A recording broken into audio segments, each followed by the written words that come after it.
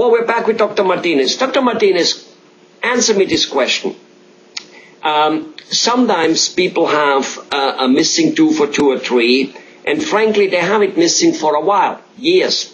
And usually those teeth are missing in the back, because obviously if there is a tooth missing in the front, then most people try to rush and get it replaced relatively fast because it looks ugly. But, so there's those teeth missing in the back, and it appears that nothing really bad is happening.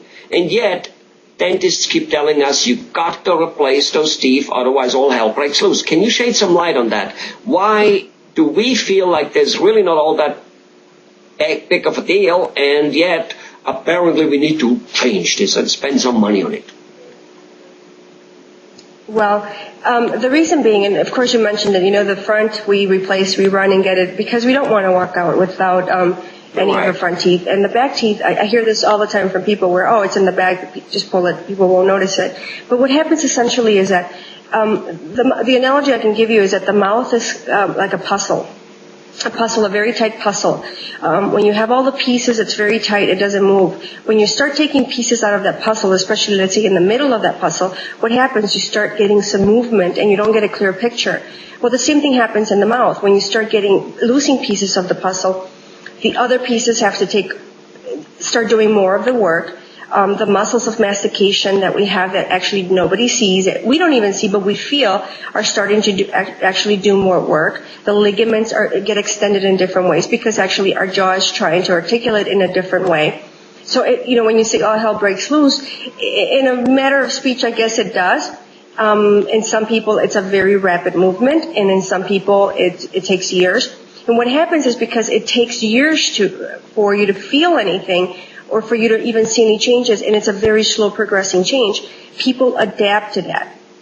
And then they don't correlate that, I started having headaches a long time ago, or, my jaw clicks, but they don't correlate that to any missing teeth. And that's actually what happens. It's the same thing, I always tell people, and maybe I exaggerate a little bit, but it's kind of like if you went to the doctor because your finger was hurting and they said, it's broken, and you said, just cut it off because I don't need it.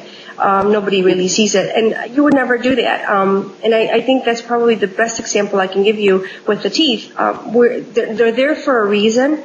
Otherwise, we wouldn't have them to begin with. And so, it's the same analogy for me as a dentist, as that if we can try to save a tooth, save it, and if we can't, let's replace it as soon as we can.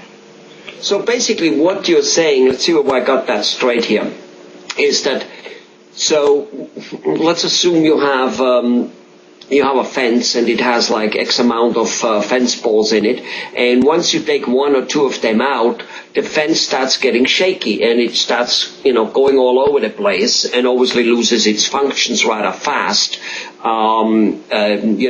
Or if you have a house and you take a few bricks out in the wrong places, the whole structure gets bad. So when that happens, not only will you be having lost the tooth you have lost already, and never mind the chewing, which you might not do so well, but people like me, that probably makes no difference because, my wife, I have the steak finished and my wife just barely has the first bite chewed. She chews salad.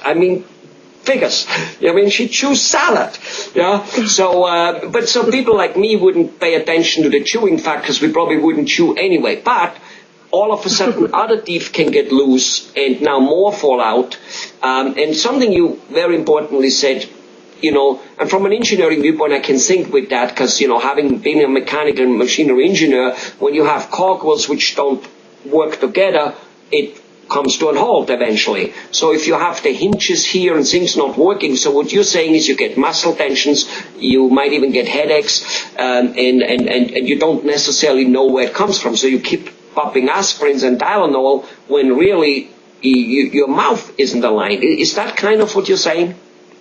Exactly what I'm saying. There's actually a correlation with when teeth are crooked and when teeth are out of alignment. And what happens is when you extract a tooth and you pull a tooth before it's time, and you're essentially getting teeth out of alignment, there's a correlation with people having TMJ issues, temporomandibular joint issues. That's headaches, the joint here. The TMJ is the joint here, right?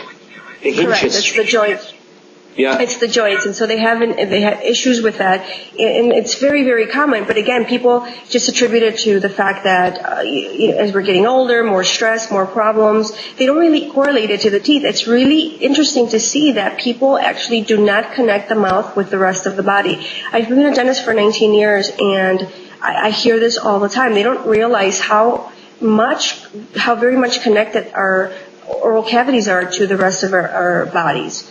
And how very much correlated to a lot of the diseases that are out there, diabetes, heart problems, and it's very interesting to see, even in this day and age, with all the information out there that we have. Right. Well, because it's just a fair amount of laziness. We just and as you said, in most cases, we love to treat the symptom and not the cause. And the symptom is the headache, the symptom is the shoulder. So it's so easy to blame the pillow or the getting old and all that stuff. And even though those things might here and there have a function in it, a role in it, but so what you're saying, it's prudent and not a bad thing for a guy who, let's say, had one too many headaches, one too many shoulder and neck pain and muscle spasms in that area, that he says, let's check out my mouth and see whether it's properly aligned, regardless of whether he has missing teeth or not. Because I hear that those things can get out of alignment even if you haven't a missing tooth, but so much more if you have missing teeth. Exactly. What happens is the jaw tries to find a place, the ligaments of our jaw they try to find a place to chew properly, and in the process they get super extended or hyperextended, and that's causing problems. It's the same correlation, the same with the knee. If you're constantly putting pressure on a ligament on the knee in the wrong place, what happens? Your ligaments start deteriorating. So the same thing happens in the joint of our mouth, and so again, it's so important that people take care of their teeth and their bite, and that replace the teeth that are missing. Right. And your ligament, your knee, or be it the ankle or the foot, should be a good example, because, if you're walking like a duck or you're walking like a whatever, like the feet inside, well, eventually your knees will get out of alignments, and eventually your hip will get out of alignments, and of course you start having back pains. So it's a perfect example that, from where you have the problem, it goes on to other areas of life, and so with the mouth. Well, thanks a lot, Dr. Martinez. Very informative. I hope people will take you up on such a simple thing. Get your teeth a little bit fixed. Whatever little money it costs will be well worth it in a better life. I mean, imagine not to have headaches, not to have muscle pains. How much more sleep that must get you. I love it. Thanks a lot. Of course. Thank you.